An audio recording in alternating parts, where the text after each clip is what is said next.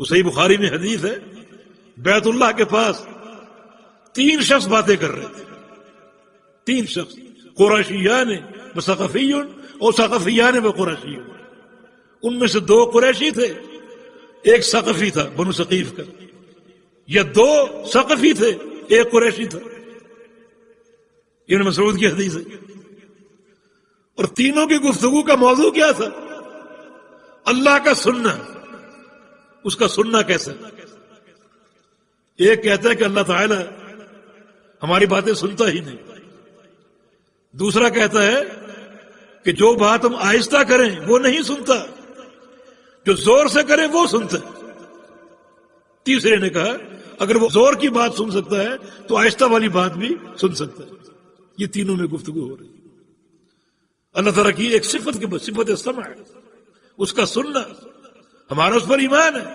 وہ سمیع البصیر، اللہ سمیع اور بصیر ہے، سنتا بھی اور دیکھتا بھی. یہ ان کی باتیں ہو رہی ہیں. اللہ کی وحی آ گئی. ذالکم ظنکم الذی ظننتم بربکم ارداکم. تمہارا اپنے رب کے بارے میں یہ گمان تمہیں تباہ کر دے گا اور خاسرین میں شامل کر دے گا. اللہ رب العزت کی کسی صفت میں کوئی الحاد، کوئی اضطراب مہلک ہے، بربادی ہے. یہ بدگمانی تمہیں تباہ کر دے گی. اس علم کے ساتھ ایک صحیح تعلق استوار کرو. صفات باری تعالیٰ کا علم. صحیح بخاری میں حدیث ہے، رسول اللہ صلی اللہ علیہ وسلم نے ایک سریہ بھیجا، ایک لشکر جہاد کے لیے. ایک اس کا امیر مقرر کیا. جب واپس آ گئے تو رسول اللہ صلی اللہ علیہ وسلم نے صحابہ سے پوچھا کہ امیر نے کیسی قیادت کی، امیر کی رپورٹ دو. صحابہ نے کہا بہت اچھی، لیکن ایک بات اس میں ہم نے نہیں دیکھی کہ دوران سفر جب بھی جماعت کرائی تو ہر رکعت میں سورہ اخلاص ضرور پڑھی، قل هو اللہ احد. سورہ فاتحہ پڑھی اور سورت پڑھی اور قرآن پڑھا، لیکن اختتام قرات میں سورہ اخلاص ضرور پڑھی. یہ ایک نئی چیز ہم نے دیکھی. رسول اللہ صلی اللہ علیہ وسلم نے فرمایا اس سے پوچھو اس نے ایسا کیوں کیا، ایسا کیوں کیا. پوچھا گیا، اس نے کہا کہ لأنہا صفت الرحمن، مجھے اس سورت سے بڑی محبت ہے کیونکہ یہ سورت اول سے آخر تک رحمان کی صفات بیان کر رہی ہے. اس میں رحمان کی صفات ہے، مجھے بڑی اس سے محبت ہے، اس لیے بار بار پڑھتا ہوں. تو رسول اللہ صلی اللہ علیہ وسلم نے ارشاد فرمایا کہ ان اللہ یحبہ، اسے بتا دو کہ اللہ تعالیٰ اس سے محبت کرنے لگا. اور ایک حدیث کے الفاظ ہیں کہ حبہ ایاہا، حبک ایاہا ادخلک الجنہ، کہ تمہارا اس سورت کو محبت کرنا تمہیں جنت میں پہنچا دے گا. اللہ تعالیٰ کے اسماء و صفات کے ساتھ تعلق، اس کا فائدہ آپ دیکھیے. اللہ تعالیٰ کی محبت حاصل ہوگی. اسماء و صفات کا علم کس ذات کا علم؟ ہمارے خالق اور مالک کا علم. تو کتنا یہ مقدس علم ہے، کتنا پیارا یہ علم ہے. اور ہر علم کی قدر اس کے معلوم کے ساتھ، ہر علم کی قدر اس کے معلوم کے ساتھ. ایک شخص کا علم مثلا جوتے بنانے کا، اس کی کتنی قدر ہوگی. ایک شخص کا علم ایٹم بم بنانے کا، اس کی کتنی قدر ہوگی. اور یہ علم اللہ تعالیٰ کے اسماء و صفات کا سب سے اعلی اور اشرف علم ہے. تو اس کے ساتھ تعلق بھی صحیح معنی میں استوار کیجیے. تو کسی نام یا کسی صفت کا انکار کی یہ 2 صورتیں. ایک صراحتاً انکار کرنا، دوسرا ایسی تعویل کرنا جس تعویل سے اس نام کی حقیقت مسخ ہو جائے، یہ بھی انکار ہے. اس کی حقیقت مسخ ہو جائے، یہ بھی انکار ہے. ابن قیم رحمہ اللہ فرماتے ہیں یہ جو متعولین تعویلیں کرنے والے یہ کتنے بھیانک جرائم کا ارتکاب کرتے ہیں. اللہ تعالیٰ کے ناموں کی حقائق کو مسخ کرنا باطل مفروضوں کے تحت، کہ اگر ہم نے یہ نہ کہا، یہ تعویل نہ کی تو تشبیہ لازم آئے گی. اور پھر اس کا ایسا معنی بیان کرنا جو کتاب و سنت میں کہیں بھی نہیں. حقیقت کو مسح کرتے ہیں۔ اور چوتھی جو ان کا بھیانک جرم ہے وہ یہ ہے کہ لوگوں کو وہ تاثر دے رہے ہیں کہ اللہ تعالیٰ اور اس کا رسول صلی اللہ علیہ وسلم ان کا بیان نعوذ باللہ اخلاص پر قائم نہیں۔ ہم نے اس کی وضاحت کر کے، ہم نے اس کی تشریح کر کے، اس عبارت کو سیدھا کر کے، اس کے مفاہیم بیان کر کے امت کے ساتھ خیر خواہی کا مظاہرہ کیا۔ کتنا بڑا باطل ہے! تو صراحتاً انکار بھی کفر ہے، اور کسی نام کی حقیقت کو مسح کر دے تو حقیقت کو مسح کرنا بھی اس نام کا انکار ہے۔ قرآن و حدیث نے اللہ کے ہاتھ کا ذکر کیا، صفت ید، بل یداہ مبسوطتان، اس کے دونوں ہاتھ فراخ ہے۔ ید کا معنی کیا ہے عربی زبان میں؟ ہاتھ۔ قبول کر لو، تشبیہ لاتے ہوئے کہ ہاتھ ہمارا بھی ہے۔ تشبیہ کب بنے گی؟ جب یہ کہا جائے کہ اس کا ہاتھ ہمارے ہاتھ جیسا۔ یہ کون کہتے ہیں؟ اس کا ہاتھ کیسا ہے؟ ثابت ہے کتاب و سنت سے، کیسا ہے؟ جیسا اس کے لائق ہے۔ ہمارے جیسا ہے؟ نہیں۔ کیوں؟ نہیں سکے مثل ہی سے، مگر جیسا بھی ہے کمال کا، ہمارا ایمان ہے۔ اب تعویل کیا کی؟ یدن کا معنی قدرت، طاقت، قوت، یہ مراد۔ ان حقیقت کو مسح کر دیا۔ جو سیدھا سادہ معنی جس کو معنی ظاہر کہا جاتا ہے اس سے انحراف کر کے صفت کی حقیقت کو مسح کر دیا کہ یدن کا معنی قوت ہے۔ یہ معنی کیوں کیا؟ اگر یہ معنی نہ کریں تشبیہ بنے گی۔ اچھا، یدن کا معنی جو قوت کیا ہے، یہاں تشبیہ نہیں بنتی؟ کیا قوت انسانوں میں نہیں ہے؟ ثم جعل من بعد ضعف قوة، ہم نے انسان کو کمزوری کے بعد قوت دی۔ ان خیر من استاجرت القوی الامین، موسیٰ علیہ السلام کے بارے میں کہ یہ قوی اور امین ہے۔ قوت تو ہے، تشبیہ تو یہاں بھی بن رہی۔ اسی لیے یہ اہل کلام متکلمین ہر وقت سراسر حیرت کا شکار رہتے ہیں۔ ان کی ہر کوشش کا نتیجہ حیرت۔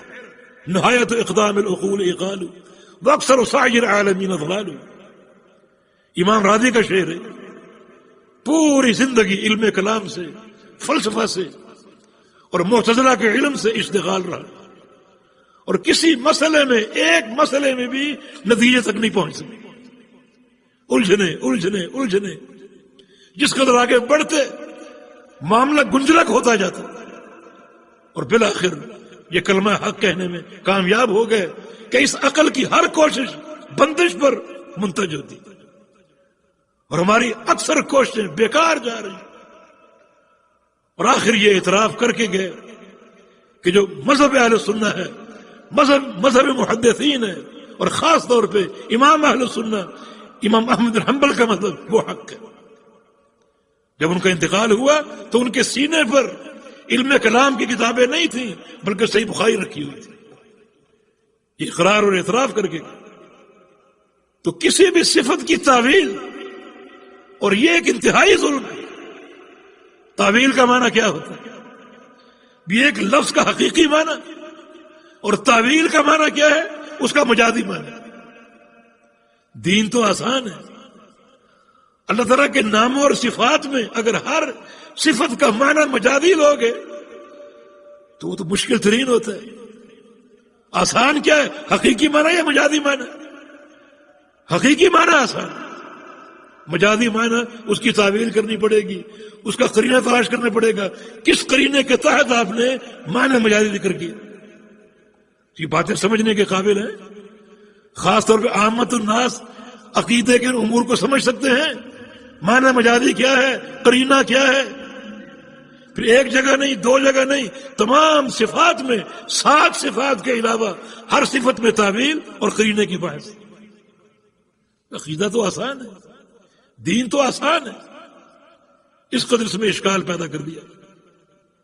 تو مسئلہ اسماء و صفات کو جاننا اور پہچاننا یہ بڑی اہمیت کا حامل، یہ توحید کی مستقل ایک قسم ہے، اور صحیح ایمان لانا ضروری ہے۔ وَلِلَّهِ الْأَسْمَاءُ الْحُسْنَى فَادْعُوهُ بِهَا، اس کے پیارے پیارے نام ہیں، ان ناموں کے ساتھ اللہ کو پکارو۔ عافیت کا راستہ وہی ہے جو بہت سے محدثین کا قول ہے، امام مالک کا قول، امام اوزاعی کا قول، امام شافعی کا قول، حماد بن زید کا قول، امروہا کما جاءت، یہ نام اور یہ صفات جس طرح وارد ہوئی ان کو اس طرح جاری کر دو، کسی تعویل کے بغیر، کسی تعطیل اور تشبیہ کے بغیر ان کو جاری کر دو. یہی عافیت کا راستہ. وقول اللہ تعالی وہم یکفرون بالرحمن، اشارہ کفار قریش کی طرف کہ وہ کفر کرتے رحمان کے ساتھ. وہ کہتے تھے کہ ہم لفظ اللہ جانتے ہیں، لفظ رحمان نہیں جانتے. اور کبھی کہتے ہیں کہ محمد صلی اللہ علیہ وسلم میں نعوذ باللہ دو خداؤں کی دعوت دے رہے ہیں، ایک کا نام اللہ اور ایک کا نام رحمان. اب یہاں بھی شرک آ گیا، کہاں گئی توحید؟ حالانکہ رحمان اللہ کا نام، اس کی صفت ہے. تو یہ کفار کے کفر کی ایک وجہ، اللہ تعالیٰ کے ناموں میں الحاد اور اس کے ناموں کا انکار، رحمان کا انکار کر، انہوں نے لفظ رحمان کا انکار کیا. آج ایسے لوگ موجود ہیں جو رحمان میں تعویلیں کر کے اس صفت کی حقیقت کو مسخ کر دیتے. رحمان میں رحمت ہے، اللہ تعالیٰ کی رحمت کو نہیں مانتے.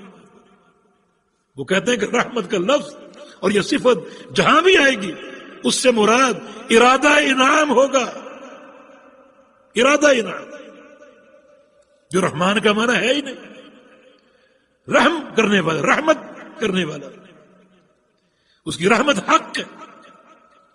ارحموا من فی الارض یرحمکم من فی السماء، تم رحم کرو زمین والوں پر، تم پر رحم کرے گا آسمان والا. یہ حق ہے. نہیں مانتے تعویل. رحمت اگر مان لے تو اس میں تغیر ہے. جب کسی بندے میں رحمت کے جذبات پیدا ہوتے ہیں تو اس کے مزاج میں تبدیلی آتی. ایک عادی انسان بیٹھا ہو، کسی غریب کو دیکھ لے، کسی زخمی کو دیکھ لے، اس کے دل میں رحمت کے جذبات آئیں گے تو یقیناً تبدیلی پیدا ہو. اگر رحمان میں صفت رحمت مان لیں تو اس کا مطلب رحمان میں بھی تغیر آتا ہے، انفعالی صفت. پھر اس کا معنی یہ کرو ارادہ انعام، اس تغیر کے وہم سے بچنے کے لیے، یعنی صفت رحمت کی حقیقت کو مسخ کر کے رکھ. انہوں نے لفظ رحمان کا انکار کیا، انہوں نے لفظ رحمان کا انکار نہیں کیا، مگر رحمان اور رحمت کی تعویل ایسی کی جس میں اس صفت کی حقیقت کو مسخ کر دیا. اس الحاظ سے بچو. اللہ تعالیٰ کا جو نام کتاب و سنت سے ثابت ہے ہمارا اس پر ایمان ہے، اس کے الفاظ پر بھی، اس کے سیدھے سادھے ظاہری معنی پر بھی، اس کے اندر موجود صفت پر بھی، کسی تشبیہ اور کسی جو ہے وہ تعطیل اور تعویل کے بارے میں.